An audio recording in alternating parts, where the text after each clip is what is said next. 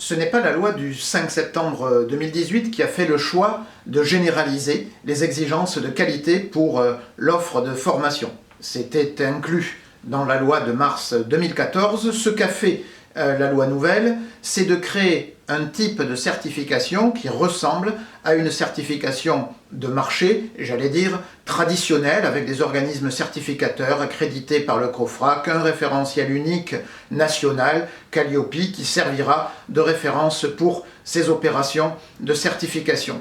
Alors, l'exigence de qualité, elle répond à un objectif de contrôle lié à des financements. C'est-à-dire qu'on va contrôler que les organismes qui souhaitent bénéficier de financements de tiers payants, c'est-à-dire des financements par la Caisse des dépôts dans le cadre du CPF, par les OPCO, par l'État, par les régions, par la GFIP, par Pôle emploi, bref, par tous les tiers payants de la formation, maîtrisent un minimum leur processus de fonctionnement pour pouvoir accéder à ces financements.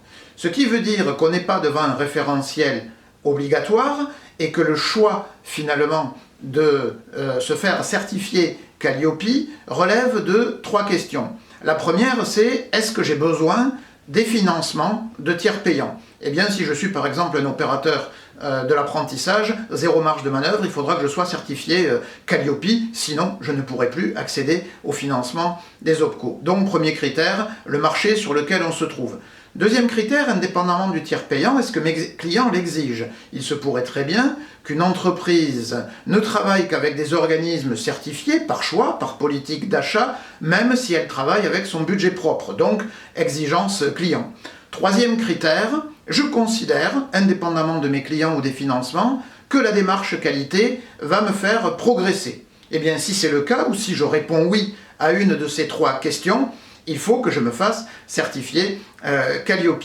Alors vous savez que compte tenu de la situation, l'ordonnance du 1er avril a repoussé l'échéance pour Calliope, ce qui signifie que la certification ne sera obligatoire pour accéder au tiers payant qu'à partir du 1er janvier 2022 et que d'ici là, les anciens labels CNEFOP mais aussi Datadoc demeurent en vigueur et donc en reprennent pour une année de plus. Alors rien n'empêche donc d'être certifié Calliope dès aujourd'hui, ça produit exactement le même effet, mais on a donc un petit peu plus d'une année et demie pour se mettre en conformité. Alors je disais répondre à trois questions pour savoir s'il y a un intérêt ou pas à faire la démarche. À titre personnel, j'ai répondu non aux trois questions, pas d'intérêt pour les financements.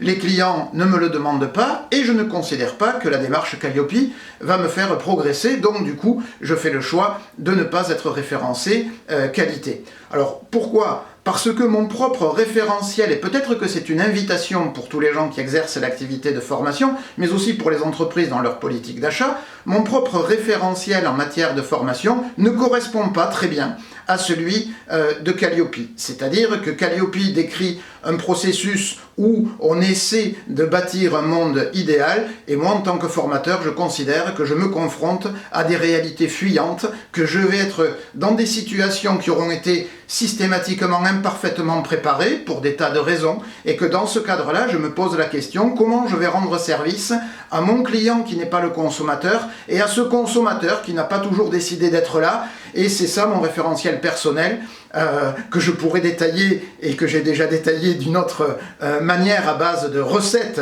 du formateur, donc qui n'est pas exactement le référentiel Calliope, mais qui a au moins ce mérite de pouvoir accepter la confrontation. Donc je vous invite chacun à comparer vos référentiels personnels au référentiel Calliope, et puis à ne pas oublier de vous poser les trois questions pour savoir si pour vous ça n'a pas quand même un intérêt.